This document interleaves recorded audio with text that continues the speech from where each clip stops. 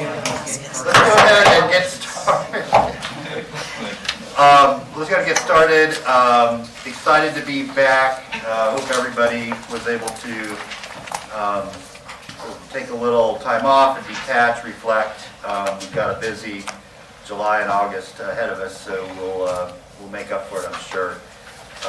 So we're going to go ahead and call this meeting of the General Policy Committee to order. First order of business is to adopt our agenda. So moved. Motion and second to adopt our agenda. All in favor say aye. Aye. All opposed? That motion passes. Approval of the minutes. We have minutes from May 26th. Any additions, corrections, or is there a motion to approve? So moved. Is there a second? Second. Motion and second to approve our minutes from May 26th. All in favor say aye. Aye. All opposed? That motion passes.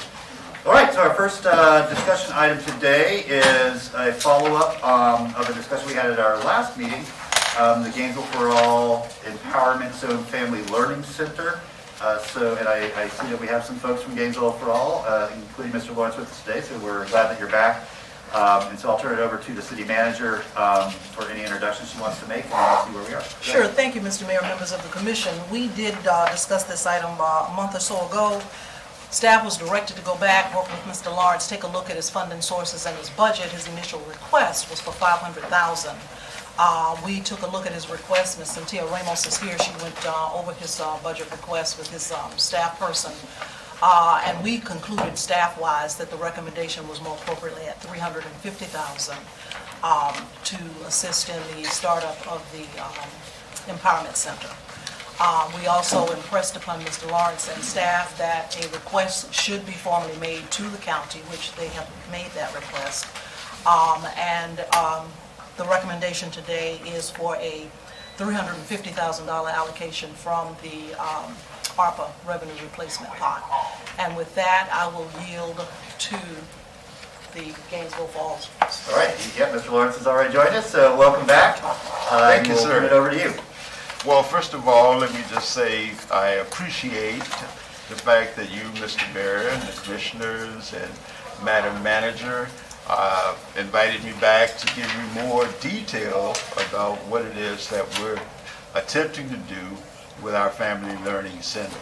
I have here a couple of our strongest supporters, starting with Dr. Ed Block, who's a retired professor. Most of you probably know him from UF. He is our fundraising chair, and he has worked closely with our consultant in putting together our budget.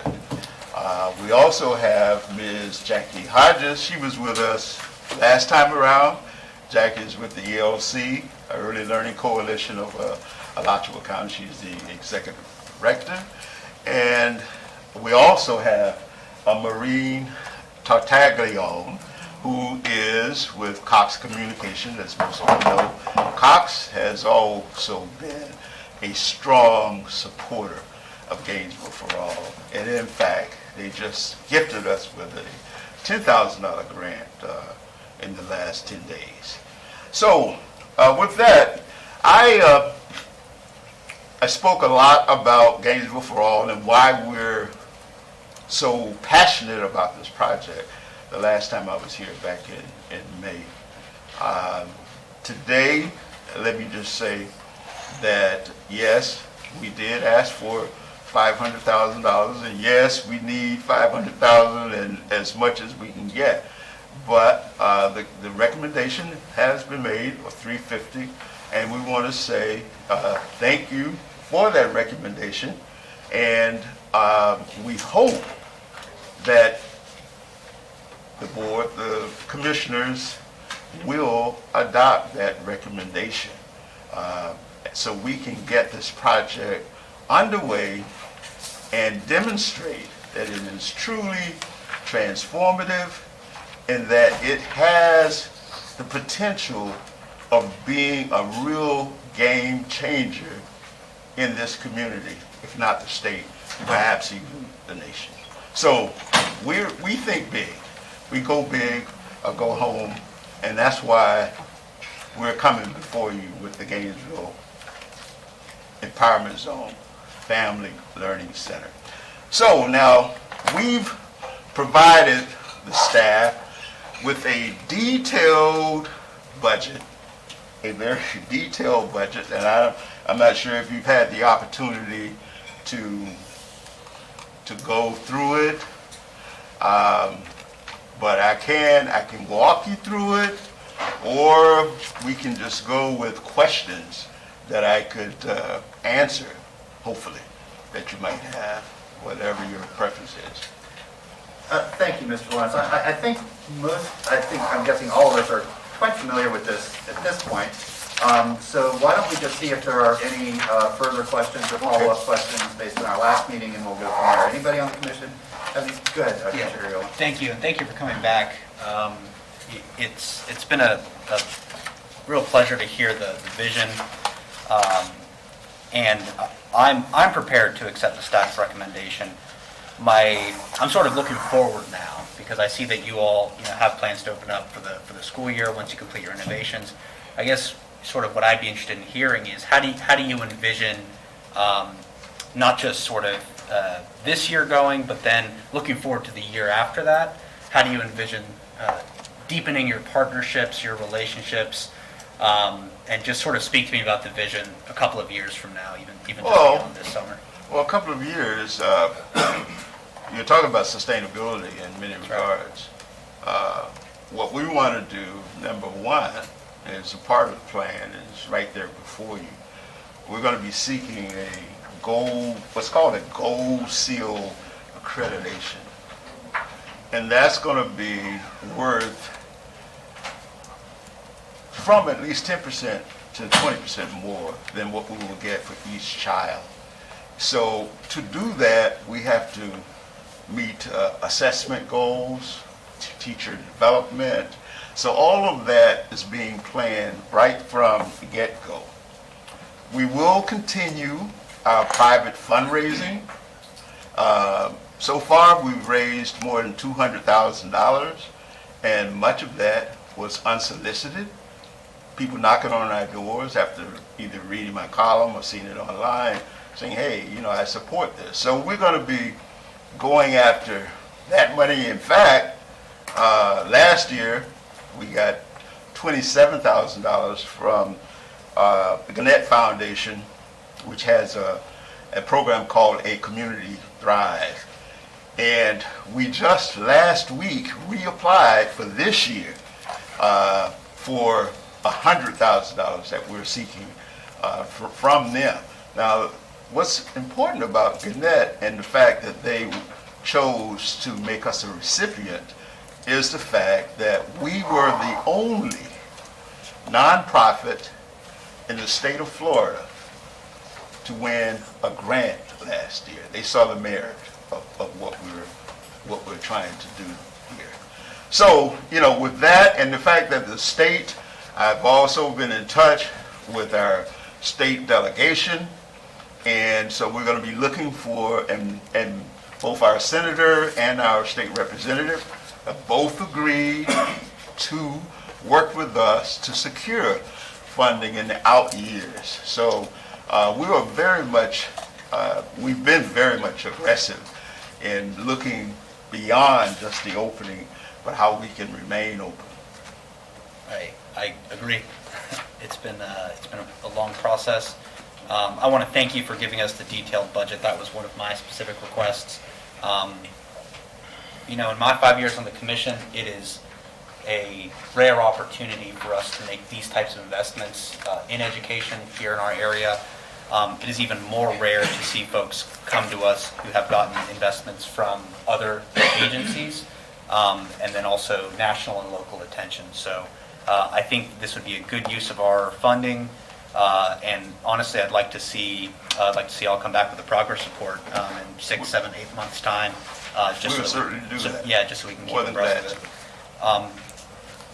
Well, with that, Mr. Mayor, I'd like to go ahead and move staff's recommendation. Second. Okay, motion is second. Commissioner Chestnut. No, I was just going to follow up on the commissioner's request, but I think Mr. Lawrence answered it. I think he was trying to find out what was going to happen, how many students you anticipate opening with, and beginning of the year, but that's okay. We have a motion on the floor, so I'll just go with that. Commissioner? Thank you, Mr. Mayor. Thank you, Mr. Lawrence, for the presentation, and everybody for, it sounds like we're moving forward here. I'm happy to support the $350,000, which by my count is about 20% of your total for the first year. And that ought to be a good opportunity to use to raise more money from. I mean, you know, having 20% funding from one source should open some other doors. I would like to, if you're comfortable with it, Commissioner, I'll add to the motion that we send a mayor's letter to the county commission and say, we've done 20%, we hope you'll weigh in on that. Yeah. Friendly amendments are always welcome. Just to follow up on that, this morning at the library governing board meeting, Commissioner Cornell asked exactly what you just said. That if we vote and pass this today, the county would like to receive a letter from us with our amount, and then they will use that and take it to the Children's Trust. Thank you. And fund it. They will fund and go to the Children's Trust.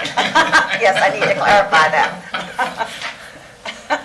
They will carry that letter somewhere else. They will fund and take the letter.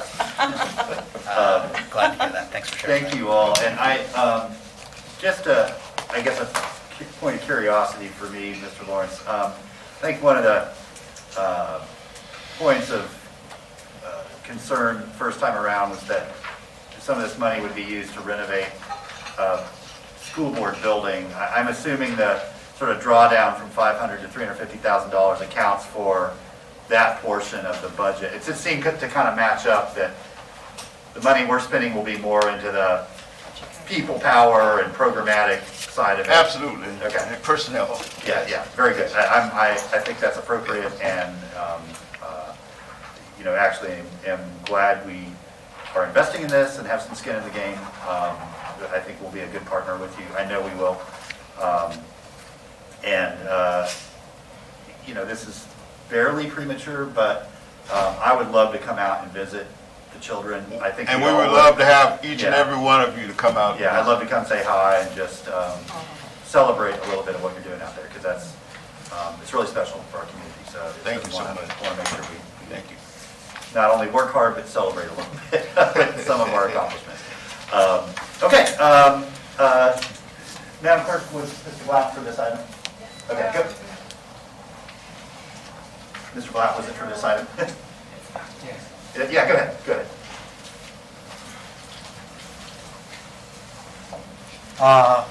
Thank you. I am glad that you're looking at some funding for their request.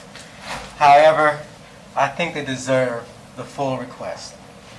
And I say this, just looking at their budget breakdown, you take it the simplest way and just look at the first 3 items on here, account for the $350 you're suggesting. So they would be able to make sure that the building is ready, that the activity space for children, i.e. playground, is ready, and that they have essential staff. Then after that, they can sit on the floor, do the early childhood without some teaching essentials, and teach about 20 years ago without internet connectivity. Why should they make these choices? I think they're well deserving of the full funding, and for sure items 1 and 2 are one time or once every 5 or 10 years for those kind of expenses. So it makes sense to do those one-time or very rare time things and then full fund all the essential operational things as well. And plus, you know, this is 3.73% of your general budget set aside to fill in the rest of their request. That $150,000, you're cutting them back 3.73% of what you're putting for general budget in this. It doesn't seem like a painful step. Thank you. Thank you. Anybody else would like to speak to this item?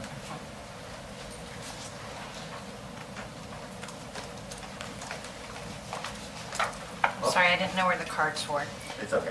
I'm Maureen Tartaglia. I'm with Cox Communication. I just want to thank you for your favorable consideration of this item.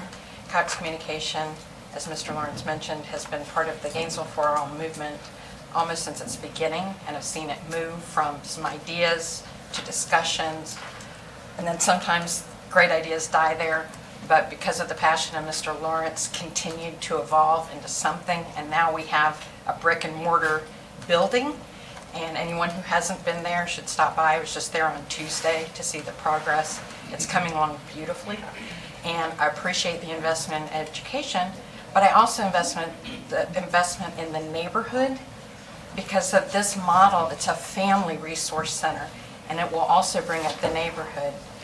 And on a personal note, I'll reveal my bias. I spent my first 10 years in that neighborhood, and every day I walked to elementary school at Metcalf with my school neighbors, and it was a lovely, lovely neighborhood, and I'd love it continue to have the character where families can afford to move in there and want to send their kids to Metcalf as a school that they choose to walk to from that neighborhood, because it really is a lovely neighborhood. And as I drive through there today, I see families really trying to upkeep their homes and make them beautiful and more modern, and it's a very nice neighborhood. And this resource center is not just going to do something for Metcalf and those children, but for the whole neighborhood. And also, I remember in an earlier discussion of ARPA money, one of the commissioners, I believe it was Commissioner Aje Santos, mentioned making investments that they can look at 10 years from now and see that they did something that was sustainable and tangible with that money. And I think today, the babies that enrolled there today will be 10 years old when they graduate from, hopefully, elementary school at Metcalf in the 5th grade. Thank you. Thank you.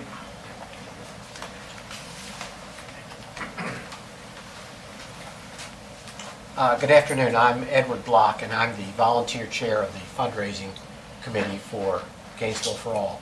And I thank you for your deliberations. I want to make just 2 quick points. One directed to Commissioner Ward. You made an excellent point about the fundraising. That's my job. And I will tell you, I have been out there in the community, and the most common response I get is, we love this, but show me that it's going to be open. These are not good economic times to go out and ask people to go into their wallet. And I understand their concern. This $350,000 will allow us to open, and that will open doors for people who want to be a part of this, but they don't want to put their money into something until it's there. So thank you for making that point. Secondly, I would like to direct my second comments to Commissioner Sacco, who I think at the May 26th meeting brought up a point about $500,000 seemed like a lot of money for 67 kids. I just wanted to point out it isn't 67 kids. That's what we will open with. Every year, 1/5 of them will turn over, roughly 15 or 20, because they'll age out. The 4-year-olds will age out. And so if you look at that over a 20-year period, and we hope to have this going for 20 years, you have over 300 kids. We also have room for more than 67. We could go to 100, and then we could get over 500. But that's only looking at 1 year. This is an intergenerational event that we're doing here. If we want to interfere and eliminate interventional poverty, we have to start with 67, 367, 500. They will take that to their kids when they are older. They will be people who will be able, because of early learning, will be able to have more and better job opportunities. They'll have higher incomes. They'll put money back into us if they remain in Gainesville, which is most likely that they will, through taxes that they pay. They will stay out of the criminal justice system. They will be responsible parents, because we're not just taking kids like most early learning centers. This is a family learning center. We are working on the parents. They will be doing and getting advice, counseling, how to be a good parent, how to manage your money, how to access health care, a whole host of things. This approach is extremely unique. It has been used elsewhere in the state of Florida, in Orlando. The hotelier Harris Rosen has several schools based on the same model. We've actually, I wouldn't say we've stolen his model, but we have modified his model and made it better. And his was based on a project that's over 50 years old now in Harlem, called the Harlem Children's Project Zone, which has a similar and more robust, but they've been around for 52 years, and more robust program than we emulate and would like to get to that. They started out with a 10-block area in Harlem. They're now at a 100-block area, and the results are dramatic. Time is up? Yeah.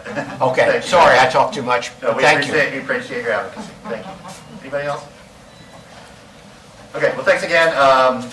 Glad to get this back in front of us, and I'm sure you're glad to get it back to you, so you can start working. We'll move forward. Just don't forget to invite us out. We want to see the joy that exists out there. So with that, all in favor of the motion, say aye. Aye. All opposed? Motion passes unanimously. And you all are welcome to stay for the rest of our meeting. We are welcoming. Or you can. I have to get out of save money. Thank you. You only get the check if you stay for the whole meeting. I would never. Okay. We're on to our next item. And so this is sort of an update of the American Rescue Plan Act, or ARPA, sort of where we are and what is left. Madam Manager, I will turn it over to you. Yes, sir. Mr. Mayor, members of the commission, this is a full update, comprehensive update on where we are with ARPA from beginning up to current. And Cynthia Ramos, Special Advisor in the Manager's Office, is here to provide that information, which is already in the package. But I think it's important, just based on where we are right now, particularly with revenue replacement, just to know exactly where we stand, because it actually builds on our meeting later this evening at 6 o'clock. Fantastic. Ramos, welcome. Good afternoon. So I'm just going to jump right in, and I'm going to provide an update on all of the projects that have been appropriated and approved by the City Commission. So the first project is the Aid to Nonprofit Organizations Program for $6.9 million. At the time that this was published was July 6th. We've made some incremental progress since then. Right now, we have 13 nonprofits who are reviewing their draft agreements, and 10 nonprofits are in process of fully executing the agreements. The remaining nonprofits are working on their subrecipient expenditure plans, and we anticipate that over the next couple of days, we're going to have some fully executed agreements, and some of those nonprofits that are more ahead in the process are going to be able to start getting reimbursements under their contracts. For the Eastside Urgent Care Center, UF Health Shan's board approved the draft agreement. City staff held neighborhood workshops to begin conversations about the required land use changes to allow for this type of project. And the design for the clinic and site planning for the property is underway. For the energy rehabilitation program, the expanded LEAP Plus program went live on May 2nd, 2022. And 77 applications have been received through that date, and they're currently being evaluated by the GRU team. For Vision Zero, of the 5 projects, 2 design changes have been completed, and 2 designs modifications are underway, and 1 is yet to begin. For the Community Resource Paramedicine Program, we have began purchasing equipment for the expansion and enhancement of services. We've ordered 2 ambulances, which we expect to receive in May of 2023.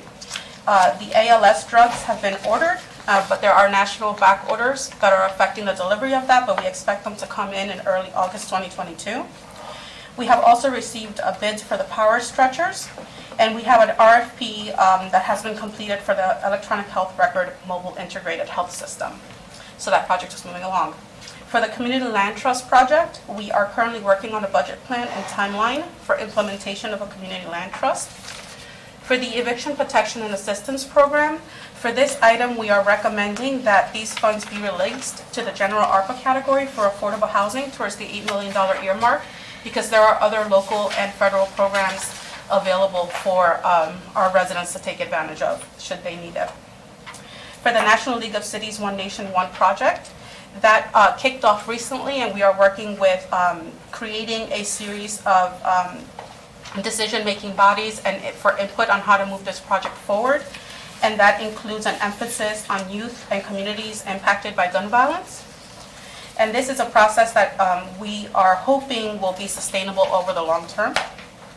For the Violence Intervention Program, we are currently executing overtime details on Fridays and Saturdays with a focus on the violent crime problems in the downtown area.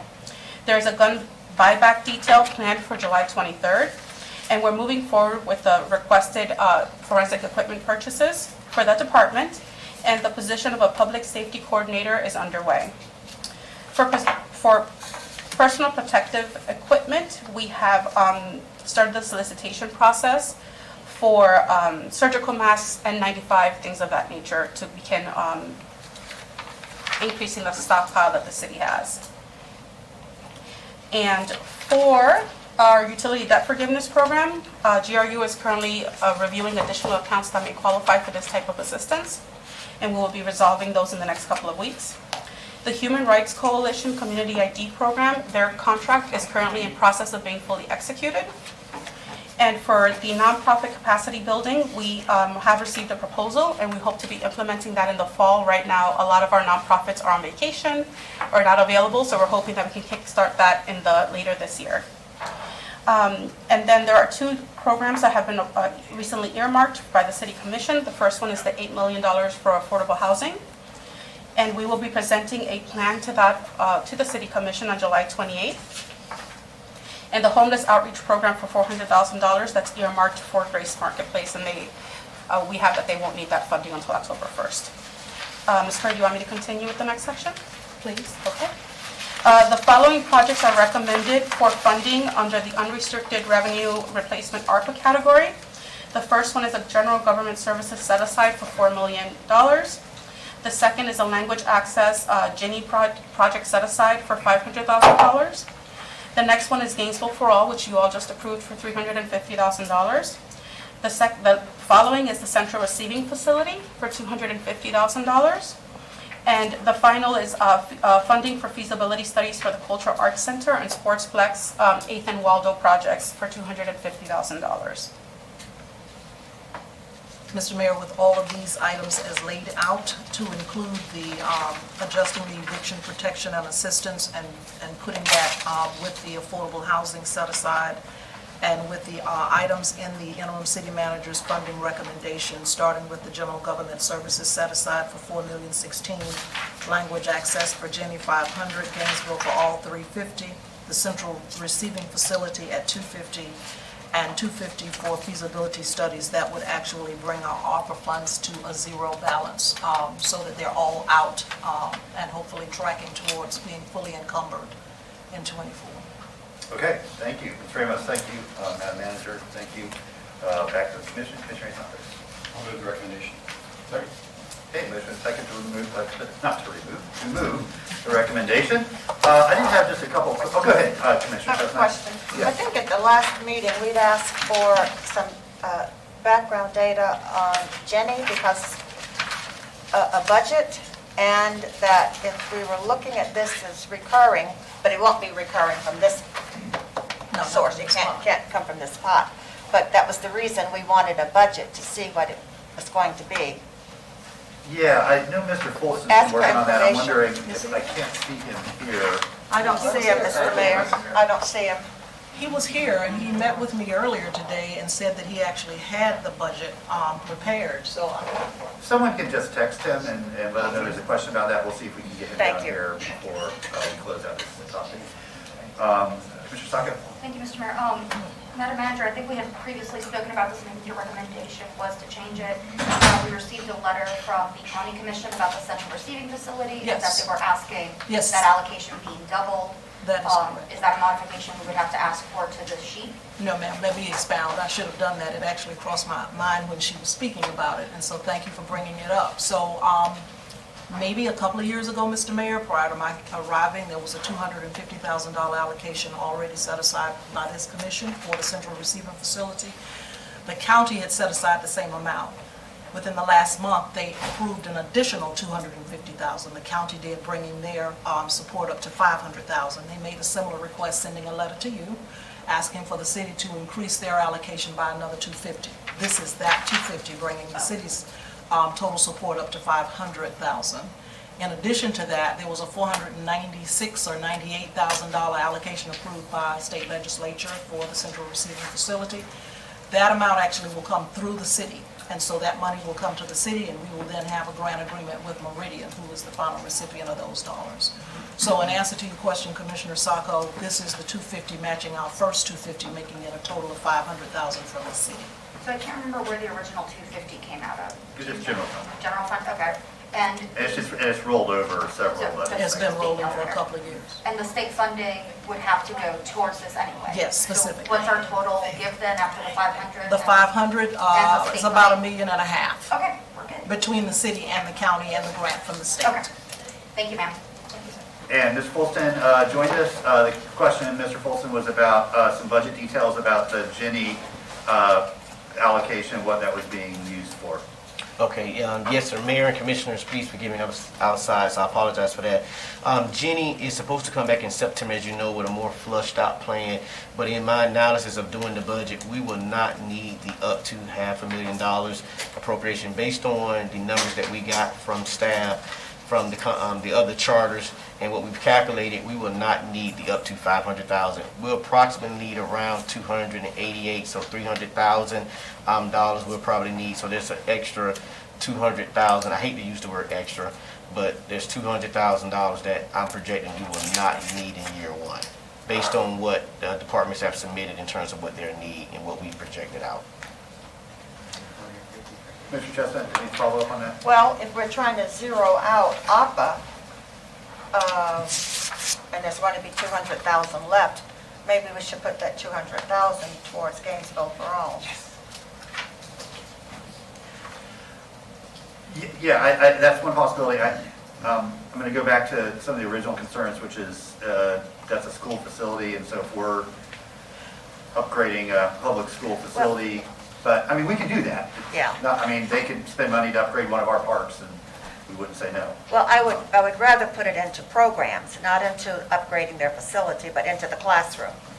Right, and so that's why I asked Mr. Lawrence what the amount between 500,000 and what we allocated was, and he said it was the upgrades to the school, the physical upgrades that we were not paying for.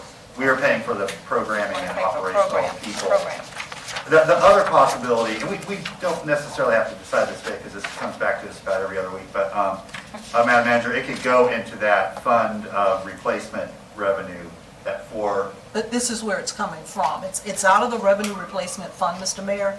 So I think what you're saying is that we could add it to the 4,016,000, the 288 is, which is not 288. so it'd be It's 212. We would add it 4,216,000 instead. plus, and Yeah. I want to make sure that I understand.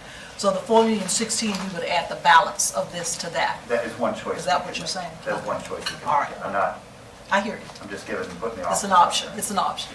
Yeah. I think there were some hands on this particular point, so let's start with Commissioner Ariola. Thank you. Yeah, I don't think we need to make a decision right now because we still haven't made a final funding allocation. These are all estimates, and they've been subject to change since we first received the allocation. And our staff has gotten exceedingly good at presenting them to us. I remember when we were first trying to put our heads around this, even the documents themselves look very different. So it's much easier to digest now, I think, not just for the commission, but for the public to understand where the ARPA dollars are being recommended. I do know that not the next item, but the last item on the agenda, the update for Grace Marketplace would be relevant to these funding dollars. So I would just like to ask that we don't move what's already put in front of us. Obviously, this discussion will come back to us, and items on this list will come back to us. So let's just keep getting updates before we decide to move some of this money around. That's my feeling, at least. That the money's not zeroed out until it's spent, is the reality. So I think it's a good guideline for us to move to the next discussion. And those are my feelings on the matter. Thank you. Thank you. Commissioner Sanchez. Thank you, Mayor. I just want to say we have a lot of other infrastructure needs. Like we don't really fund bus shelters. We don't fund sidewalks. There's a lot of other things too that we severely underfund. That if we're looking at where dollars can go, we spend $100,000 on sidewalks, and I think we've done that for decades. And with inflationary things, that dollar is going pretty much can't do as much with that. Well, And then also with, our bus shelters, we don't fund those really out of general fund, and there's significant issues there. So I think I would be supportive of either waiting September to move it to the general government set aside, or doing 300,000 today and then moving 200,000 to that and just having that as part of the general government budget, and then make a decision on where we allocate that, and looking at the general sense of our budget instead of specific ones. Thank you, Mayor. I'll get right back to you, Commissioner. Commissioner Soccer. Thank you, Mr. Mayor. Thank you, Mr. Fulton. He is gone? No, No, there he is. Okay. Question, you said you were thinking around 280, so a rough 300,000. I guess, how set is that estimate? Because I know you were still talking with some of the charters and some other departments, and I was wondering if you would want to set it for now for that first year at 300 done, or if you want buffer room, or if you'd prefer that we wait until you have the full plan in September, and then we make that final decision, and keep this as an estimate set aside, and we can release whatever you don't need after that plan before we vote for the final budget. Humbly, I would love to make that last decision, but I'm not a commissioner, so I won't speak to that piece of it.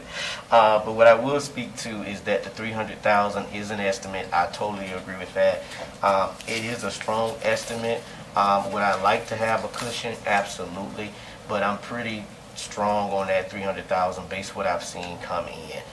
But again, it is an estimate at this point, and we are coming back in September with something stronger. I do not imagine coming back in September with anything well above this number, though. This number is pretty solid. I've actually built in some cushion into even that number, so just know that. But that last piece, I wish I could speak to, but I can't, respectfully. Thank you, Ms. Fulton. Yes. So as far as, I really have like a million other projects that we could put 200,000 to. But I think my preference as far as anything would be if we put the money to put it back into that general government set aside, but I'd rather wait until Mr. Folston has that whole plan. He says the number is fairly solid. I don't want to jump before it's time. That said, if we do want to just put it in the general set aside now, or put it somewhere else, I think my wish would be putting it back into putting it out to utility debt forgiveness. Mr. Cunningham, I know you're here. There you go. Hi. So I, like many people, got my utility bill this month, and I've talked to quite a few folks, and it's hard. It's really tough for folks.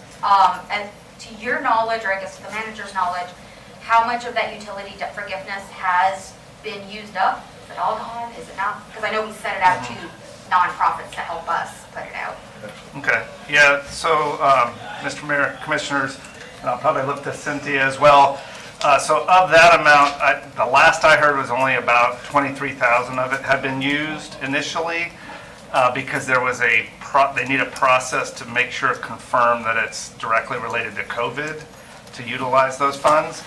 But as you all know, in addition to that, we have Project Share, we have North Central Florida Action Agency that has gotten over 300 people to apply for federal funds that they have captured, as well as other tools that we have to help folks with their either payment plans or to reduce their bills. Are we still doing, And so, sorry to interrupt, are we still doing payment plans? yes, So I had a couple of folks call in and they were told that's no longer an option. Yes, they were. okay. So Same that happened needs to me. to probably be checked out. Yeah, so I will confirm that. Yeah, I mean, we are still doing payment plans. Now, it's difficult, so we do offer that, but it's difficult because you're going to get a bill next month as well. And a payment plan, you're still going to have to pay all of that. And so we really encourage folks to go toward agencies that will actually pay the bill as opposed to simply an installment plan over time. But that is still an option. We've also extended the amount of time, like if someone can't pay their bill, they can wait another 7 days to get to their bill without a late fee. So we've done some of those things to make it easier for customers But as you stated, fuel costs worldwide have gone up, and it's impacting us locally just like worldwide, because that is a pass-through cost to the customer. And so what we're trying to really do is encourage customers to use less energy, use less water, to get to a point of reducing the bill. Thank you, Mr. Cunningham. Cynthia, I don't know, was Did I that- What was the accurate? question? I'm sorry. Just on the 250. I guess there's a process that we're trying to figure out in order to be able to give it out. Yes, so you were just about $1,000 short. We've paid out about $25,000 to actually close COVID installment plans that were past due. So right now, GRU is doing another sweep through the accounts, and we're working with GSG to be able to identify which accounts we can also provide assistance for. There's about $130,000 that we've identified of that, so we're continuously trying to go through and look through which accounts are still past due. They just have to be specifically related to a COVID-related hardship. I think this is all COVID-related Yes. hardship at this point, that fuel adjustment. Yes. So, well, it's an idea, thank you guys. I think it's as an idea, if we've been able to identify another 130,000, there'll probably be more if this doesn't fix itself relatively soon. So as far as looking at places of where else to put it, if we don't immediately need it for Ginny, I'd like to look there. That is the health of our utility and the ability and health and safety of our neighbors trumps a lot of things. Being able to keep the light on is important. And if we're going to put it anywhere, I'd rather put it there. Thank you, Mr. Mayor. Thank you. Commissioner Chestnut, back to you. Thank you. I think Commissioner Hayes Santos brought up a very important point on infrastructure and sidewalks. People in East Gainesville have been asking for sidewalks for years, particularly in the Lincoln Estates area, and I would love to see us make a dent in putting sidewalks out on the east side of town. Commissioner Santos? Thank you, Mayor. I'd like to amend the motion to set Ginny at $300,000 and to move that $200,000 difference to general government services side. Second. Seconder was, you were the seconder. Who was the seconder for that? I don't know. I was. Okay. Yeah, I was. You okay with that amendment? Yeah. Okay. Commissioner Duncan Walker? Thank you, Mr. Mayor. Wanted to just piggyback off of the idea of the sidewalks and the infrastructure. Commissioner Hayes Santos and I, several months ago, sat down and talked about the possibility of doing some work, partnering on some things to extend sidewalks and making things more accessible there. I had a question for the city manager because I do know that some work has begun to happen by way of, is it Ms. McCready? We had spoken with, I was able to get you to come out when you first came on, and we took a look out in East Gainesville in response to a couple of constituents' concerns for some ADA compliance and some other issues with sidewalks. Can you speak to us a little bit about the work that's already being done so we can kind of be informed moving forward? Well, I can speak generally to it. Ms. McCready knows the details, but you're right. There are funds available on the transportation federal side for ADA-related curb modifications, and some of that work is actually being done in the Duval area. I know it's taken a while, and I think she gave you an updated estimate, maybe December. I mean, it's a while before that work is completed, but there's federal money to do some ADA-related curbside improvements. Thank you for that. Not general fund and not, just regular.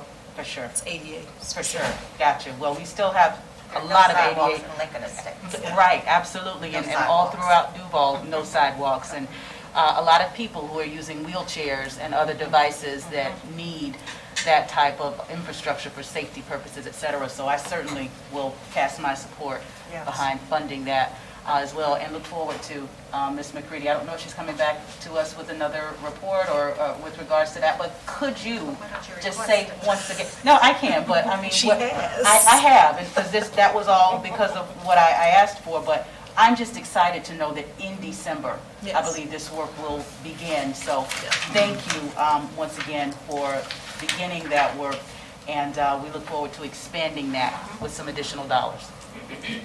All right, excellent. We have an amended motion. I had just a couple, quick, I think some of them got answered during our discussion. Community Land Trust. Yes, sir. I'm so excited to get it going, but it seems like every time I hear an update, it's sort of this, working on a budget and timeline for implementation. The next time it's working on a budget. I want to know when they're going to get some money and start buying some property and getting affordable housing going up. We don't have a signed agreement with the company Bright Land Trust. They have been in discussions with Habitat for Humanity to supplement the program that they're trying to present to carry out the scope of work that they are responsible for. That, quite frankly, is what's holding us up right now. I share the same level of frustration, I guess I might say, that you share. I would like to get a contract executed. It is $1 million earmarked. They are tending to be reliant on Habitat to help them to do what they need to do, and so it's that link right now that's missing. And I mentioned to Mr. Harris, who I don't know if is behind me. Do you have more of an update? I'm sorry, Mr. Mayor, if I... No, I'm good, yeah, I didn't You might see have more Mr. Harris information back than there, I so. have, but I wanted to try to move on this, within a month because it's just been lagging. Congregation said. Yeah. Thank you, Mr. Mayor, to the commission. We've been in contact with Frank Wells of Bright Community Trust. And one of the things, as the manager mentioned, that they're working with Habitat from the construction standpoint, the build out of the units. And so when Mr. Bretfeld and myself spoke with them, we asked them for what deliverables that we can put within the contract.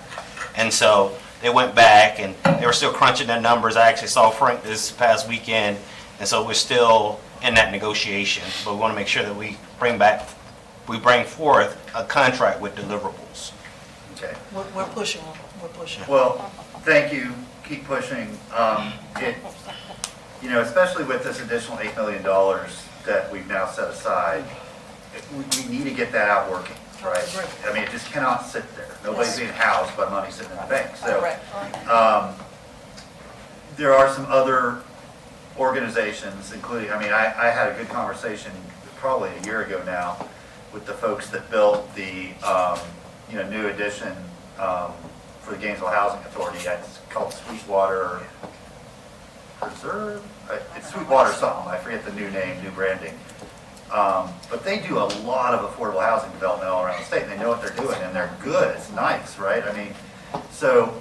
Habitat does great work. They have their place. They sort of have a model.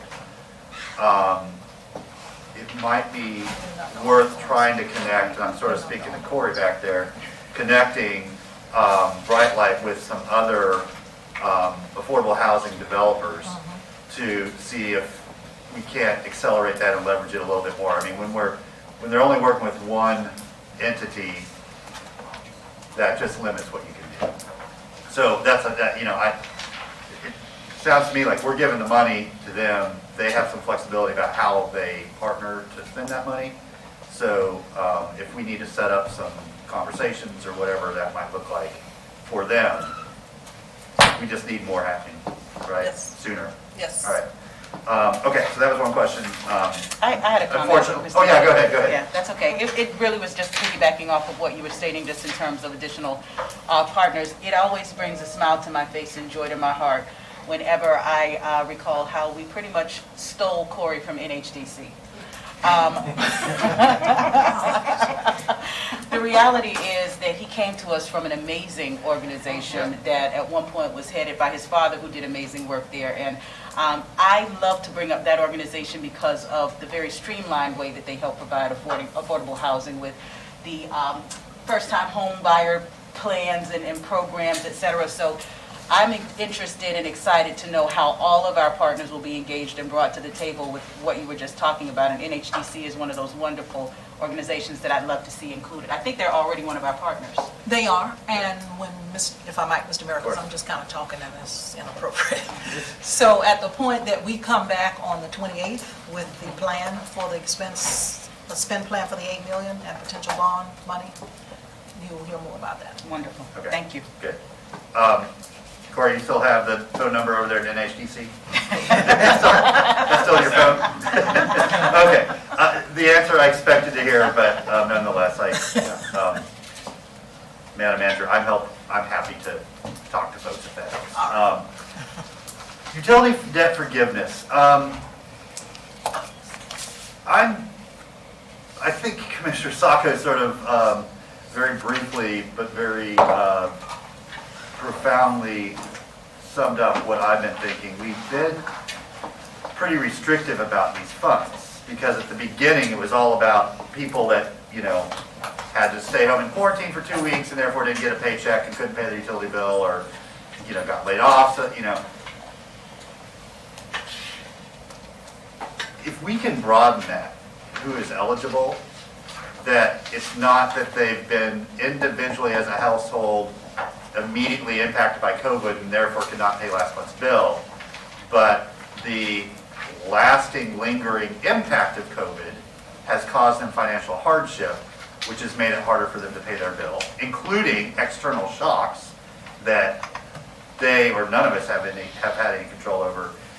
I feel like we could definitely reach a bigger pool, especially right now. I mean, I know that all of you probably had this conversation with the general manager in the past week or so.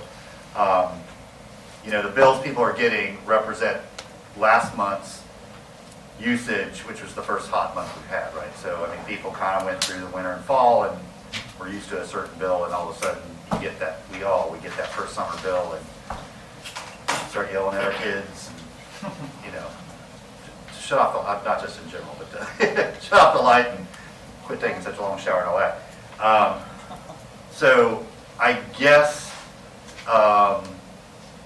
you know, from our legal staff or Madam Manager, our consultant, GSG, who's been making sure we stick within the boundaries, if we can ask them if there's a way to allow for a little more flexibility in that utility debt forgiveness portion, I would like to know that. Because the fact that we're,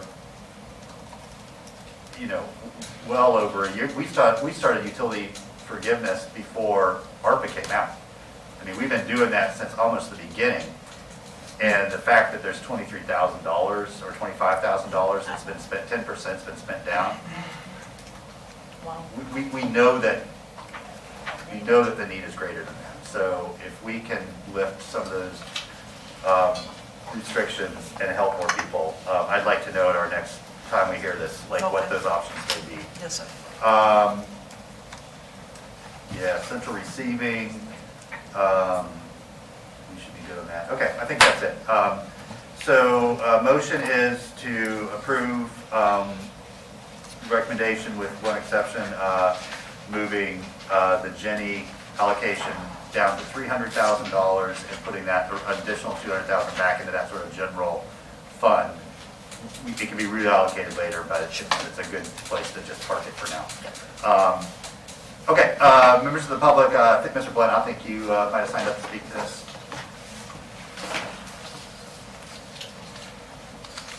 Thank you.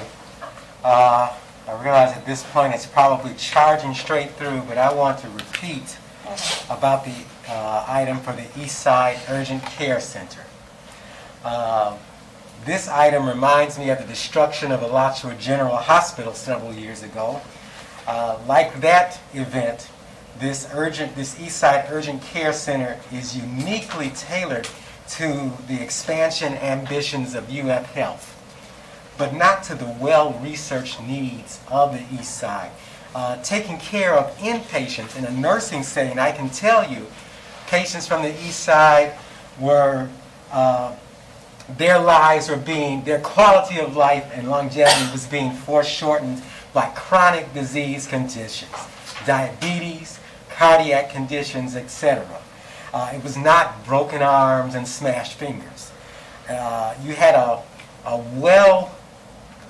documented researcher that came to city and county government, and forgive my 65-year-old memory, I can't remember her name, but showed you that the need for an urgent care center is just not there. People need expansion of primary care relationships to deal with ongoing chronic disease conditions. That is what is important for the health of citizens on the East Side. And I'm sorry to see both governments pandering to the institutional power of UF Health. instead of meeting the real needs. Thank you, Mr. Blount. I agree with some of what you say, but I will share with you that it is absolutely the desire and intention of Dr. Nelson and UF Health to provide exactly the opportunity that you're talking about. They don't want this just to be another dock-in-the-box facility that we see in other parts of town. It will provide urgent care, but they very much want it to be a community resource, and those are the conversations we're having, including working with folks like, I think it's Diane Gianpietro? D'Imperio. D'Imperio, Yes, thank you. thank you. Thank you, yes. And working with the community to identify what are those additional services and opportunities that can be headquartered and anchored there, but then work throughout the community. And he very much wants to do that. He wants this to be a unique setting and environment that is tailor designed to meet the needs of the community. And so that's the process that we're in right now. He's actually spoken to me in terms of having anxiety about it. Like, we need to find this out and figure this out because we want to start building, and when we do that, we want to make sure that it's built to allow for these things to happen. So I'm going to ask you to keep on that pressure. I mean, we need to keep hearing from you and Diane and other folks like that. So when they open their doors, it has that element to it, not just repairing a broken finger or a laceration. But those are the direct words from him, and I cannot accept that he's not being 100% sincere when he says that. We'll continue working on that. But hold us to the fire. I mean, you're absolutely right in all of that. I agree. Okay, so anybody else speaking to this item? Okay, all in favor of the motion then, say aye. Aye. All those? That motion passes. Thank you, Ms. Ramos. I appreciate that detailed update, and Madam Manager, thank you so much for getting that together with all your staff for us. Very helpful. Okay, up next we have the home and CDBG portions of ARP. This has been a little less heralded, but none less important. And I especially want to thank you, Madam Manager, for sort of early on separating this out from the main ARPA funding so we can put some sort of more refined attention to it and make sure that, I think especially our neighbors know that there is a portion of ARPA that is specifically dedicated to housing and housing-related costs. So with that, I'll turn it over to you, and we'll kind of see where we are with that. Yes, thank you, Mr. Mayor, members of the commission. This is Home ARPA and Community Development Block Grant, CV tranches 1 and 3, related to the coronavirus. This is money that has been discussed probably for the last 7 months. We have a specific allocation that came from HUD. It is $1.9 million. It is for vulnerable communities, but in addition to that 1.9, we have another 1.2 million that has come from the CDBG tranches 1 and 2, giving us a total of about $3.2 million to spend in the housing area above and beyond the $8 million that was earmarked, and additional ancillary programs in the ARPA program for housing. So these are dollars that have not been allocated. There's a planning process around the home portion of it, which is already in process. Vianne Ginyard from Housing and Community Development is here to give some more specifics around it, but this does give the commission another opportunity to make some allocations for housing, particularly in the vulnerable community category. Ms. Vianne? Thank you. Good afternoon, Honorable Mayor, members of the Commission, and Manager Curry. As she said, I am Vianne Ginyard from the Office of Housing and Community Development, and I'm one of 2 supervisors, and my focus is block grant administration. I'm pleased to present a brief overview of the city's Home American Rescue Plan and the remaining CDBG CARES Act allocations and the required processes. The Office of Housing and Community Development administers those federal grant programs provided to the city under the Community Development Block Grant and Home Investment Partnerships Program. On March 11, 2011, President Biden signed into law the American Rescue Plan Act, and it provides $1.9 trillion of COVID-19 relief, and you've just received an update from staff on the overall efforts related to the components provided to the city of Gainesville. Additionally, HUD also received a direct allocation. That's $5 billion that it received to assist individuals or households who are homeless, at risk of homelessness, or part of other vulnerable populations. So this allocation, referred to as Home ARP, has been granted to 651 state and local participating jurisdictions who were awarded home funding in fiscal year 2021. The city of Gainesville actually received $577,480 in home funds, which allowed us to be eligible to receive Home ARP dollars. The city of Gainesville's share of this allocation is $1,968,639 and must be expended no later than September 30th, 2030. Although nationwide funding agreements are in process, have been completed or executed, HUD has very specific requirements for each participating jurisdiction's plan. 6 thresholds must be met: consultation with required groups, needs assessment, gaps analysis, public participation, a 15-day public comment period, and finally the submission plan to HUD for their approval. HUD has also made available 5% of the $1.9 million for administration and planning to complete application components. And HCD has secured the services of the Florida Housing Coalition to work with staff to ensure that everything concerning the Home ARP application will be suited to HUD's requirements and guidelines so that we can be approved immediately for use of these funds. So let's talk about the required consultation.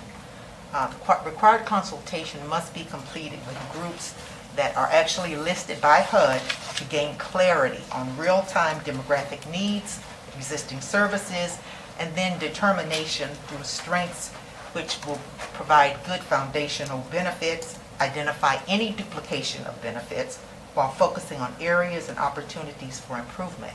This way, we will recognize any areas that might need greater assistance. The consultation inquiries, they're broad as well as being defined from a community perspective, and we will include online, in-person, virtual, in addition to reviewing and considering the information and results of community outreach from the most recent past. The electronic format is called FHC Connect. This was launched on June 30th and will be available until August 1st. We may even extend that somewhat. This will allow forums, surveys, chats to find out exactly how people are feeling about the home program, how COVID-19 has affected them individually as well as their families. In-person community engagements and webinars are still in the planning stage and will be provided to afford opportunities for discussion and clarity again. Because as we know, not everyone has access to the online platforms, but it is in addition a lovely type of additional benefit to have in-person as well as electronic access. We will also look to conduct virtual webinars with community builders, community partners, so that we can get from a professional and direct service provider component how services are provided, who those demographics are, and then also we will have the ARPA community engagement information that was conducted and compiled by the Office of Equity and Inclusion. That information was conducted last year, and that has been provided to the consultant so that they can get that historic data and include that as well for HUD. Home ARP is specifically directed to 4 categories of eligible activities: the production or preservation of affordable housing, rental housing that is, tenant-based rental assistance, supportive services, homeless prevention services, and housing counseling and purchase development of non-congregate shelters. And there are 5 qualifying populations noted on the screen here.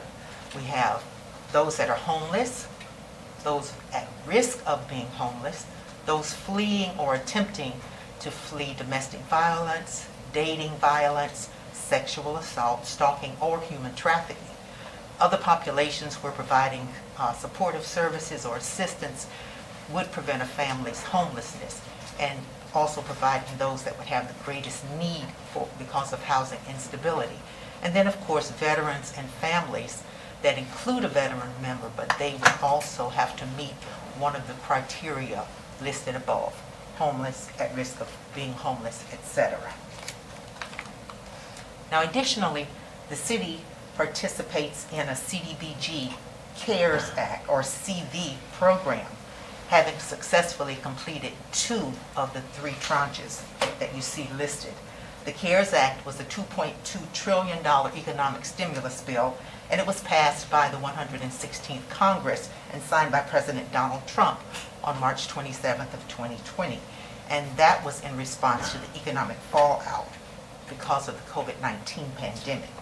CDBG CV1 was a direct allocation to the city of Gainesville, and it was used for the GNV Cares About Neighbors program, which provided mortgage and rent, and then some utility assistance as well. CDBG CV2 was a direct allocation from the state of Florida, and it was used for the Coronavirus Relief Fund. Both of those funds have been executed, beneficiaries have been accounted for, dollars have been received from HUD, as well as the state of Florida. That was a direct allocation. The final piece is the CDBG CV3, and that will be looked to work with public services as well as housing services. And you can see the chart in front of you. It talks about the deadlines for each program, how it is projected to be spent out. There is an administrative and planning component, and of course there are projects for home art. There are projects, administrative and planning for CDBG CV3. Now with CDBG CV3, we are looking to combine the remaining balance from CV1, which would, as the manager pointed out, increase that pool from $1,001,999 to $1,261,440. So we have an activities timeline, and it's been adjusted somewhat from the original thought. But as you can see, it is our hope that we will get this information into HUD during the last quarter of the year so that we can expect their approval to move forward. This particular program is a bit different from what we normally do with our CDBG and home program, in that we normally tell HUD what we're going to do, and then they look at all of the different components and they give us the okay. With this particular program, they are going to look more closely to make sure that all components, homelessness are handled, and then they will decide if they approve our program. And then once they approve, then they will release the remaining monies to us. Is that just for the $1.9 million portion of it? That is only for the home ARC program. That's the 1.9. The actual CDBG CV money was approved via our annual action plan, which the commission approved last August. Okay. All right, and I will be happy to answer any questions you might have at this time. All right, thank you, Ms. King, I really appreciate that. You're making me miss my old days, by the way, back on CDBG, Citizens Advisory Committee. Any questions from the commission, or is there a motion? Go ahead, Commissioner Suckett. Thank you. You said it twice, so I'm sure it's not a typo. 2030? Yes, Okay. 2030. Is that in part because of the many prerequisites and steps we have to take? Or are they expecting this money to essentially work for 6-8 years? So even with our CDBG and home dollars, there is a wider period of time. We have contracts, for example, with our outside agencies that run the city's fiscal year, October to September. However, we have a longer period of time, because if we get $1.3 million it's not reasonable that we might spend all of that in 12 months. We could, but probably not, because projects can overlap and it might take longer. So with the same type of mindset with the with the home ARC, and so they give us 30 until 2030, because they want these projects to be thoughtful, they want to be impactful, and so they want to make sure that we're able to do exactly what the plan is saying. And we will have, I'm looking at the timeline on the last slide, we will have some sort of a draft of that plan when again? Yes, the last quarter of the year, we expect to come back to the commission with that pre-application, which will say these are the programs and the projects and the activities, either several or one or two, that we would like to submit to HUD, get the commission's review and approval, go back and make any modifications that are being requested so that we can submit that in a timely manner, and then get their approval so that we can move forward.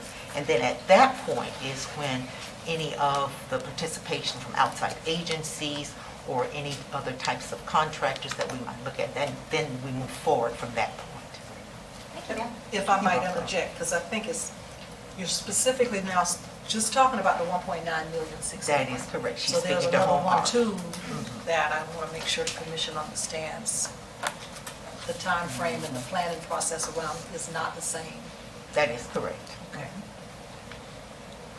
Okay, so today we don't need to take any action specifically. That is correct. So We you're just wanted to updating us. update you and let you know It what's sounds like going on. by October, September, October, we'll get that Update. all back to us and we'll be able to take some Yes. final action. Okay. Any other further questions from the commission? Okay, anybody from the public?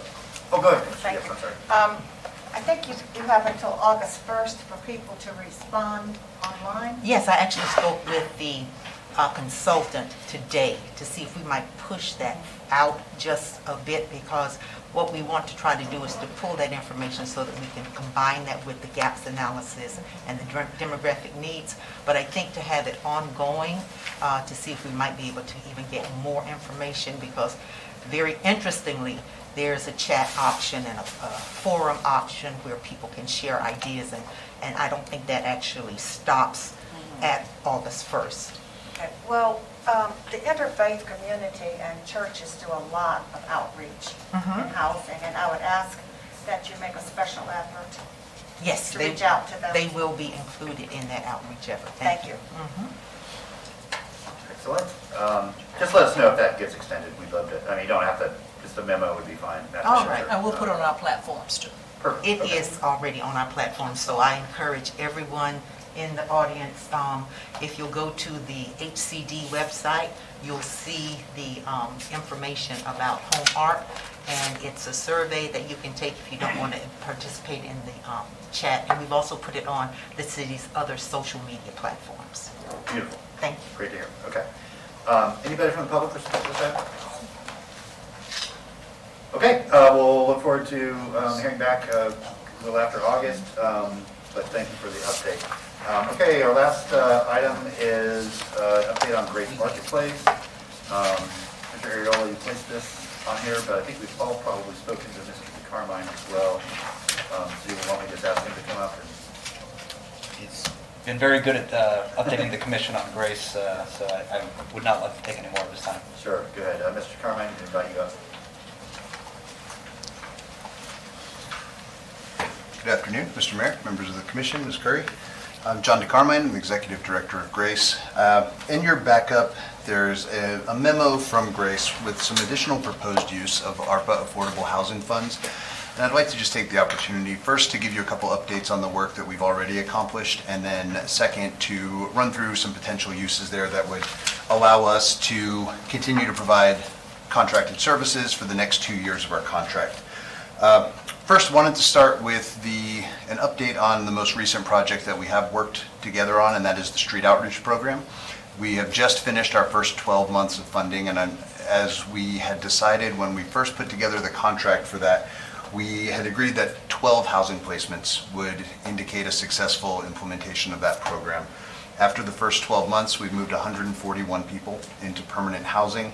141 people moved into permanent housing. 60 others had been able to exit downtown, either choosing to come to the emergency shelter, or in many cases, we found appropriate assisted living facilities and other types of placements like that that were more in line with their needs, certainly more in line than staying down on the street. Overall, we were able to provide about 2,730 services, and we also took 102 community referrals, including about 50 from the Gainesville Police Department. And that allowed our outreach team to respond to what truly are social service issues rather than create those as law enforcement issues and reduce the time spent on the Gainesville Police Department's side as well. So very grateful to see the additional funding for that outreach project in the last motion so that we can continue to keep that team up at a level where we can continue to generate those kinds of outcomes for the following year as well. Today, I am here to request that the Commission consider allocating $1 million of ARPA funding to housing-related activities at Grace, and that request is split into two parts. The first part of that is a request for $500,000 simply to help us keep our contract up with inflation. We have a $1.5 million contract. Right now, it is a 5-year contract, and that was originally negotiated in 2019. Just based on, but at the time I'd written this memo, the Bureau of Labor Statistics Consumer Price Index inflation calculator had said it would cost about $1.71 million just to be able to purchase what we could for $1.5 million in 2019. Went back to that calculator this morning, and that is now up to $1.735 million just to be able to get what we were able to get for $1.5 million in 2019. So overall, what we're dealing with is massive increases in the cost of food. We're looking at about $70,000 a year of additional food costs to keep providing the same number of meals. In the first 9 months of this year, our utility bill has gone up $30,000. And so this request is simply to help us keep pace with rising prices, to help us make sure that we are able to continue to provide the same high-level services for you. The second piece of the request is for you to consider putting another $500,000 towards ongoing housing activities on the Grace campus. In the past year, with federal ESG CB2 dollars, we knew those were going to be one-time funds, and so as we created those projects with the intent of capturing the best data that we could to see if they worked. And we put together about 5 or 6 different projects.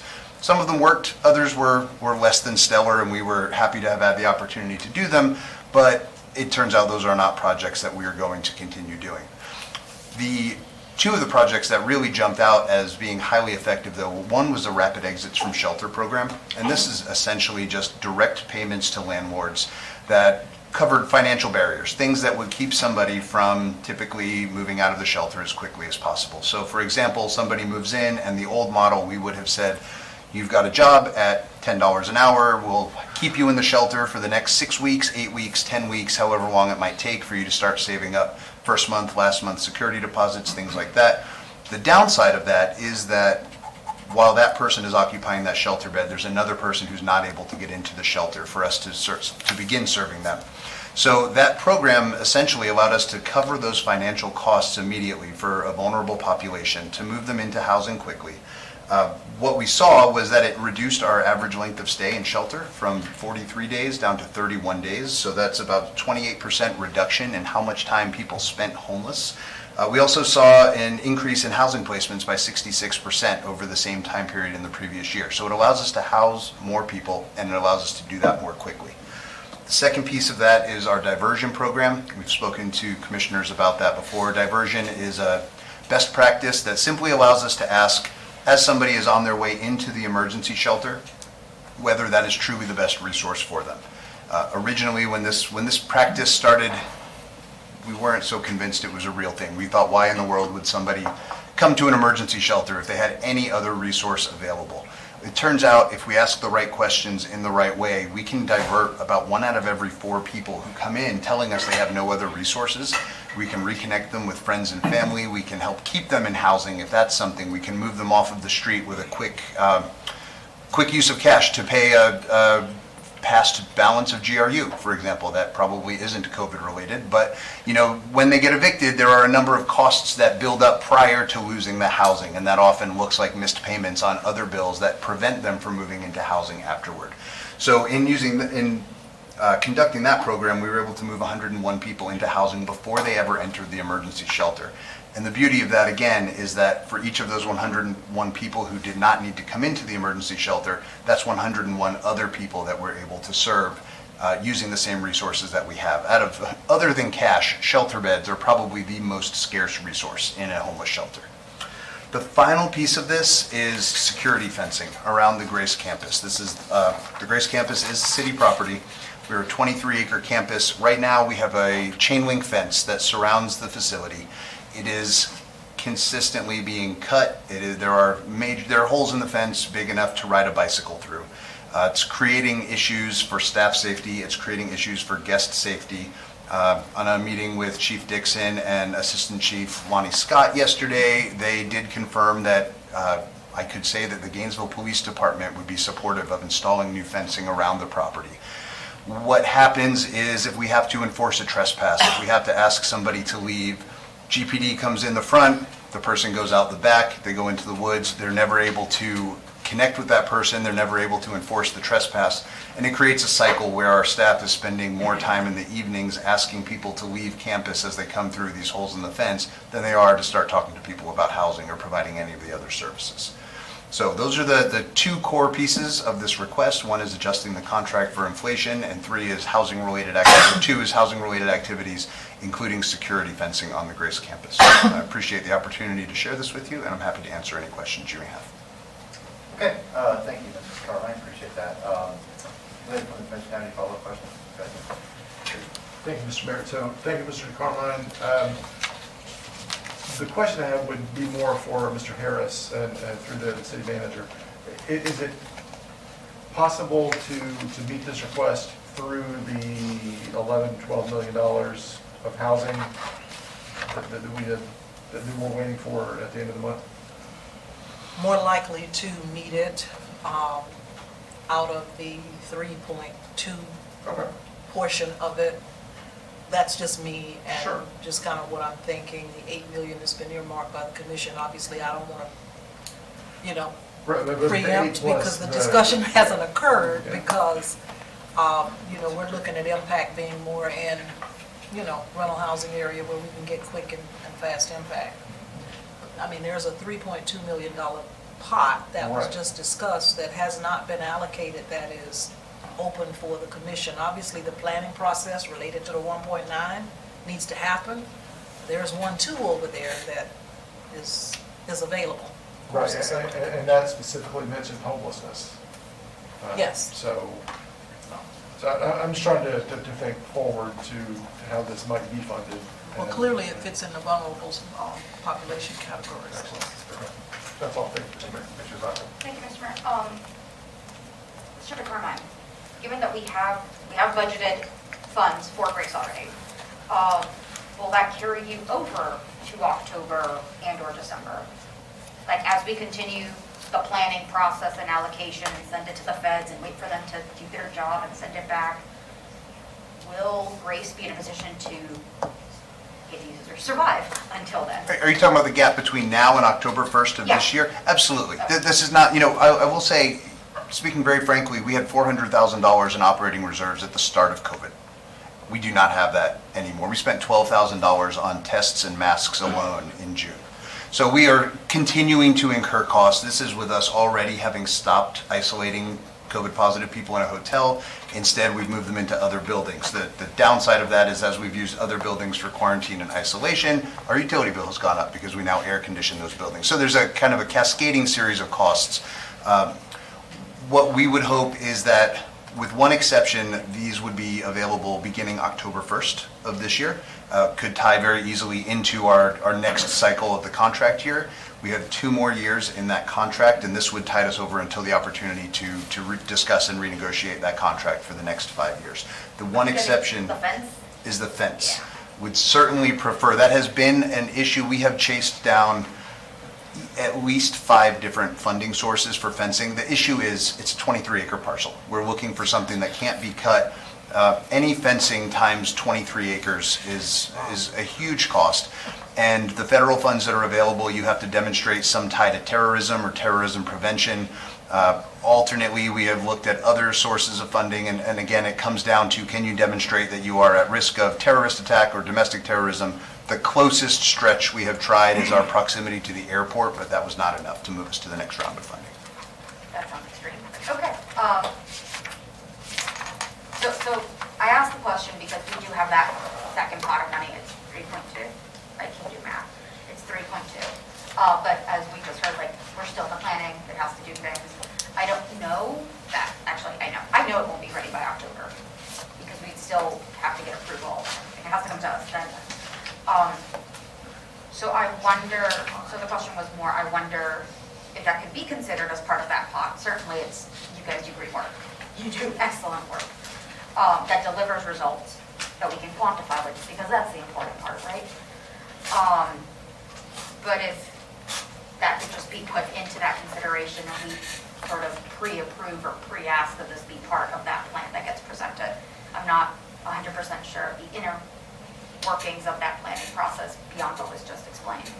Madam Manager, is that I mean, like a request? it's vulnerable services, and this just fits perfectly. I mean, I would not want to go any further than that. Are we allowed to just kind of make that request as a commission that this be, that 1 million be one of those projects considered? No? Okay. I'm going to just suggest, as we continue to hear from commissioners, that if the commission is generally supportive of this request, refer it back to the city manager's office and ask her to come back with a recommendation in 2 weeks when we go over our broader housing plan. And I'd like to state again, because I want to make sure that we're understanding. There's the 1.9, and Ms. Deanne, if I'm saying this wrong, please correct me. Okay. The $1.9 million is the home art that has to go through a planning process that's prescribed by HUD. If that is correct, or, but there is another 1.2 million of CDBG that can be used for housing rehab, public services, et cetera. That is not a part of that process. Is that correct? And so that's why I wanted to make sure that. That could be more readily available. Correct. With fewer hurdles and Correct. oops. Those are the kind of things I think we give you 2 weeks with your staff to look at what the options are and then bring it back to us. If we're broadly supportive of moving forward, which we have not necessarily decided yet. Moving forward in that direction. Yes, ma'am?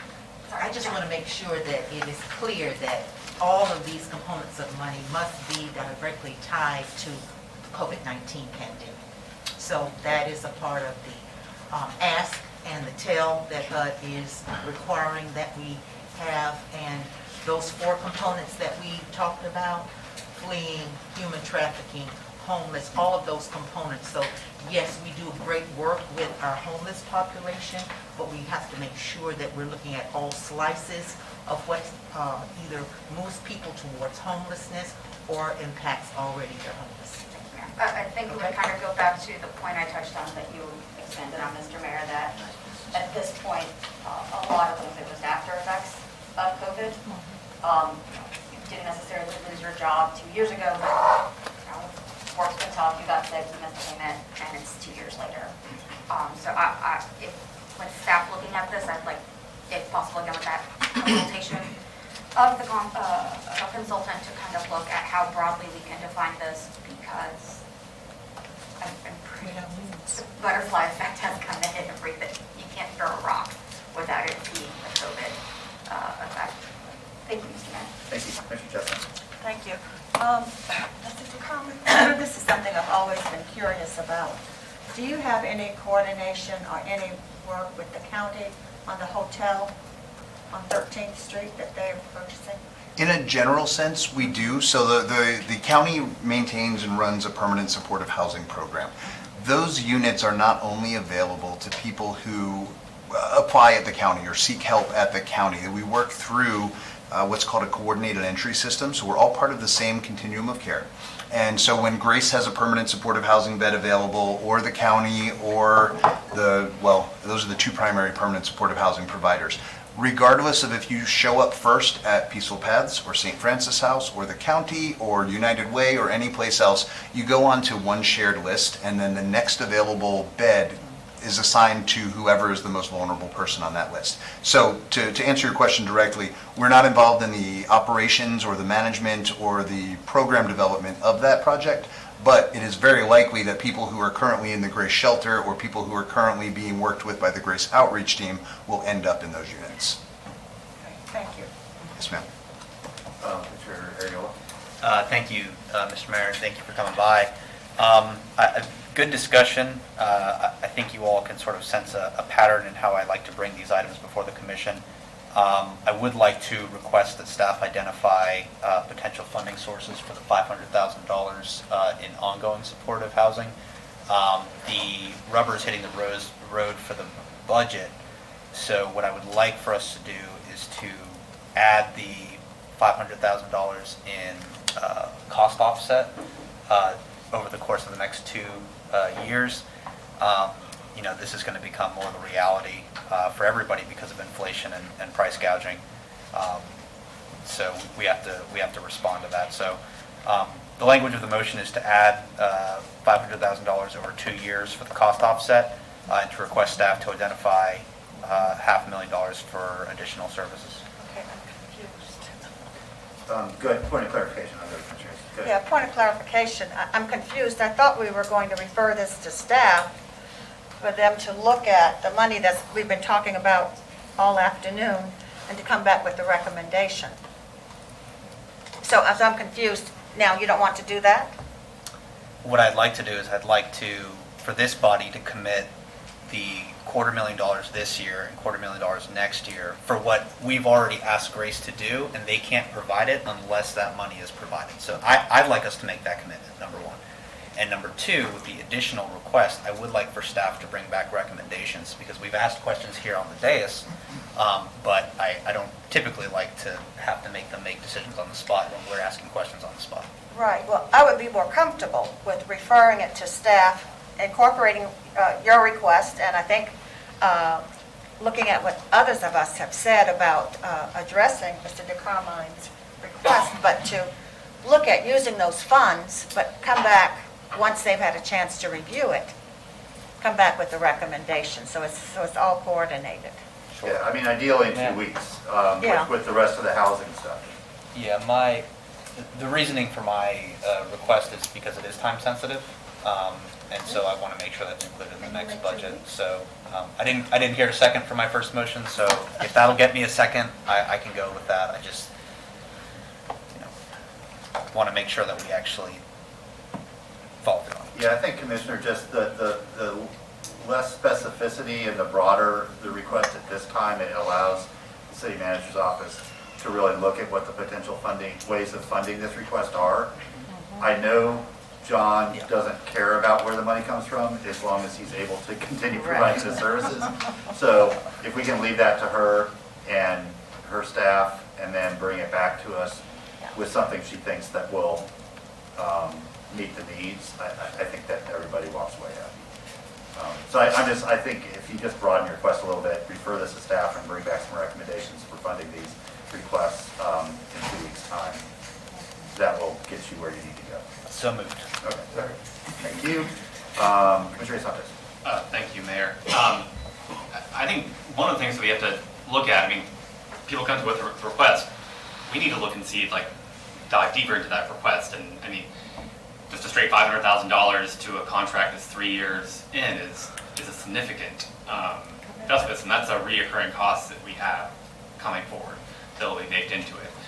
I like for staff to look at it and to come back and maybe look at a recommendation, but I think we have to be very careful if just an entity comes to us. You do amazing work, but just entity comes to us and just we give exactly what they ask. I think we need to do more due diligence on our side to figure out how this fits in. How does this fit in with our housing strategy, and then which different aspects, maybe something, we're going to do something in a different way on portions of what they're talking about. But I don't feel comfortable us just saying, go find $1 million to fund this. We need to look at this because if we start saying, I mean, this is a contract that was signed, right?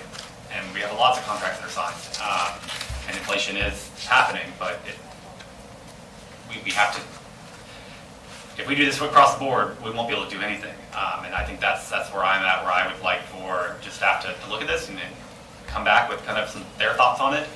And hopefully maybe in 2 weeks, but not for us to just say, go find $1 million. Thank you, Mayor. So I think that's the motion right now I won't support, but if it was just having staff look at it, I would support that. Thank you, Mayor. Thank you, Mr. Mayor. So, going back 5 years, I will say that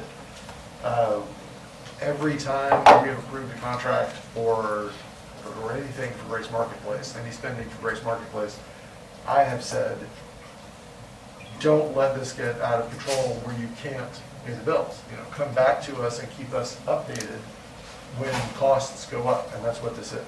That's what you're doing now. And privately, I think I've told you that since before I was a commissioner, that you have to let us know, when the costs go up. And again, that's what this is. We have a vested interest as a city government in making sure that people who don't have a place to sleep get a place to sleep. For a variety of reasons. And Grace has been our partner in doing that consistently. That's why I'm supportive of this, because it works. And we don't want you to get in a position where it doesn't work and you can't meet the need. Because we don't have another service that we go to that does the things that you do in the community. So it's entirely utilitarian. I also like what you do personally, but it's entirely utilitarian for the city of Gainesville to be able to meet those needs. And I'm relatively certain that because I've worked with you long enough to know that what you're asking for is probably not as much as you need. So I want to make sure that the need is met and that we give as many people as possible an opportunity to be sheltered as we can. So, thank you. Thanks, yeah. Mr. Carmen, thank you consistently for, I think, being as forthright and transparent with both the successes and sharing this with us, but also some of your needs and perhaps unmet needs.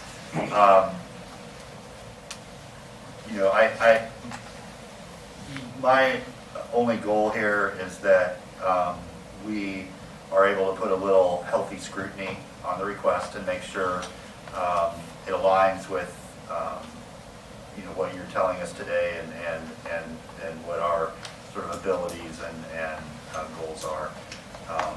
I don't expect that to take a long time. I think that's a pretty focused conversation between you and your staff and the manager and her staff. Any outstanding questions get answered, and then coming back to us as part of a sort of larger set of recommendations and suggestions, and we can decide what to do. But I know that if there's no safety net to what you do, so if we don't provide the resources that Grace needs, there's nowhere else to go. So that I take that very seriously, and I think we have to meet that. We always have to set the floor, and we're not going to let anybody slip below this, and then everything else above that can be, a healthy discussion about what we should prioritize. But I always want to make sure we keep the safety net or the floor,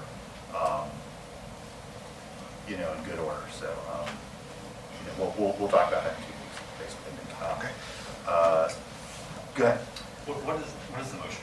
To refer it to staff, come back with some recommendations on how and where we could fund this request, including sort of some just due diligence on what the request is. So funding the full request, or it's funding looking at it? The full request. The full request of $1 million? Correct. So it's not really giving scrutiny to it. Well, it is. They may come back and say these things we don't think are, just like, Mr. Lawrence's thing.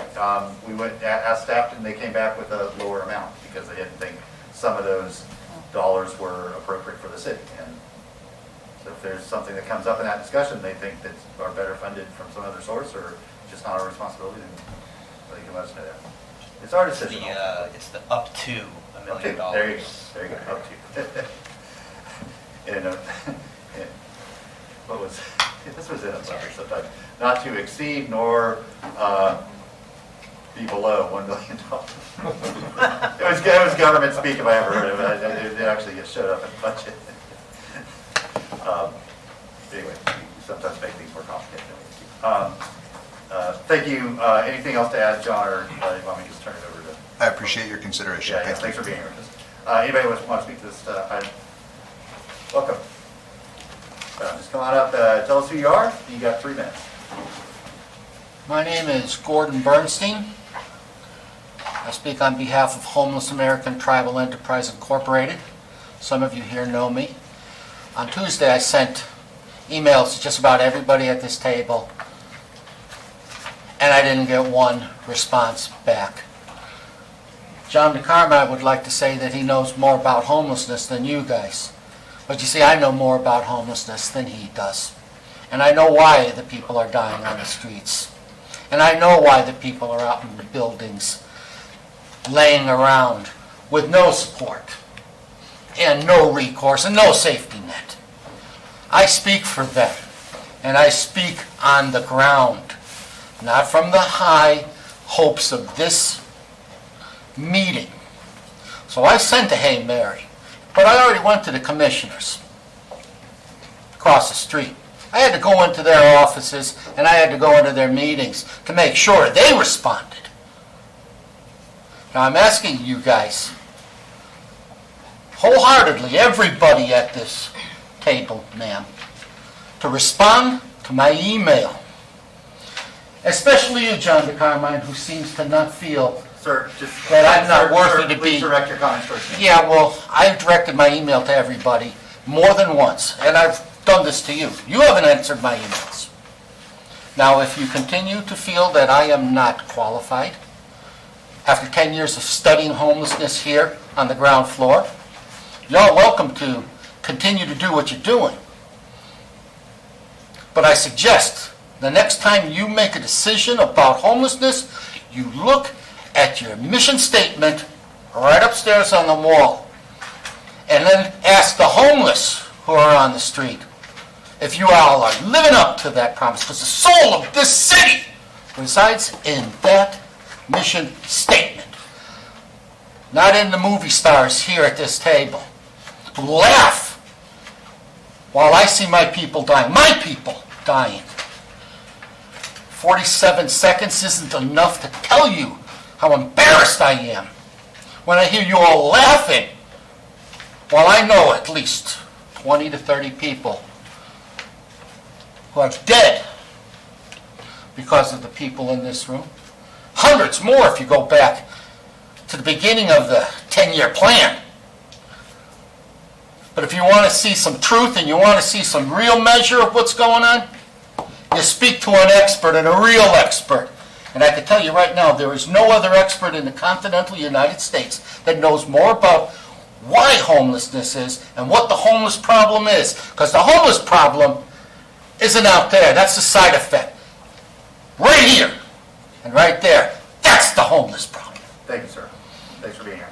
If you resend that email, I do not recall. It's from receiving Gimme it. Shelter. Okay, if you resend it, I'll keep an eye out. Oh, I do not remember. it's there. Thank Go you, and sir. take a look. If I have to resend it, Thank you, sir. it's not going to Anybody be else very here to speak to fun this? for me to have to do that. Anybody else want to speak to this item? Okay, so the motion is to ask the city manager to bring us back as part of a presentation in 2 weeks with some recommendations. All in favor of the motion say aye. Aye. All opposed? No. Motion passes 5-1 with Dr. Walker absent and A. Santos in dissent. All right, up next we have general public comment. Mr. Blatt, looks like you have some general public comment. Thank you. I want to comment on a few things if I can in the 3 minutes. 2 things about RTS. Today and every day as I watch buses go in and out of the transfer station, and I've said this to you before, you see buses going out and coming in at the same time. It is hard to transfer between moving vehicles. And a transfer station means all the buses have to gather there sit still a few minutes and let people transfer. Today, this morning, I saw number 5 coming out, and 3 minutes later, here comes a 10, a 15, and a 1 coming in. What if people on those 3 buses needed the 5? They get to sit there another 40 minutes or an hour and wait for the next one. When 2 more minutes for that bus 5 to sit still would have let them transfer. It's a transfer station. Also, I've been hearing rumblings that the free fare over 65 may end October 1st. I've heard so many people saying that they're getting around a lot more, able to move around a lot more because of the free fare. So I don't have the personal experience to speak to how it's helping people under 18. I haven't been there in triple that length of time. But the over 65 definitely need that beyond October 1st. And the last thing I want to talk about is about the controversy going on lately about about zoning, and is leading to confusion. I feel like the commission is becoming like dung beetles, rolling up this ball of confusion over the housing issue, worrying about the single-family zoning, when it is inclusionary zoning that we need to worry about. That would impel the actual creation of affordable units. And the incentives that you offered over years of time but did not push very well to beg developers to do include affordable housing would meet the legislature's demand to compensate developers for doing affordable housing. The legislature did not say you have to pay them cash. So stop giving away those incentives like expedited permits and reduced setbacks and density bonuses. Stop giving those away and use those as part of a requirement to do affordable housing by passing inclusionary zoning.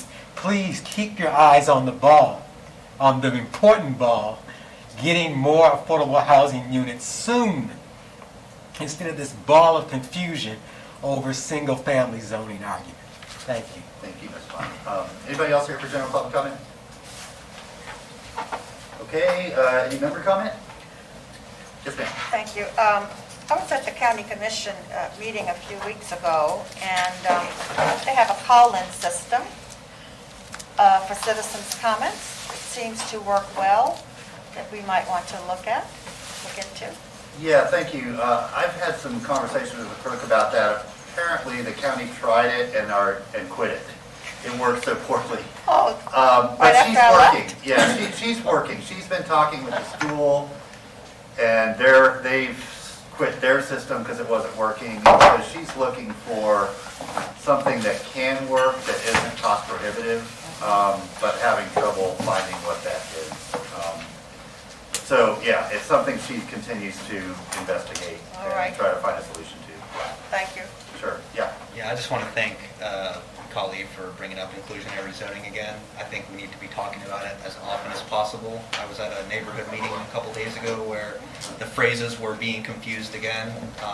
And so, I think without going into it on this day, I think there's a reason why people are being confused, but I absolutely appreciate bringing up inclusionary zoning. I think it's really important to bring it up. Sure. Okay, we had so much fun this afternoon. What I'm going to do is invite y'all back tonight. Spend a little more time together because we just missed each other and we've been away and we need to just catch up. So we will see everyone back here at 6 o'clock. But we're upstairs. Yeah, and we're upstairs in the main chamber for our budget meetings. All right, with that, we are adjourned. Thank you, everybody.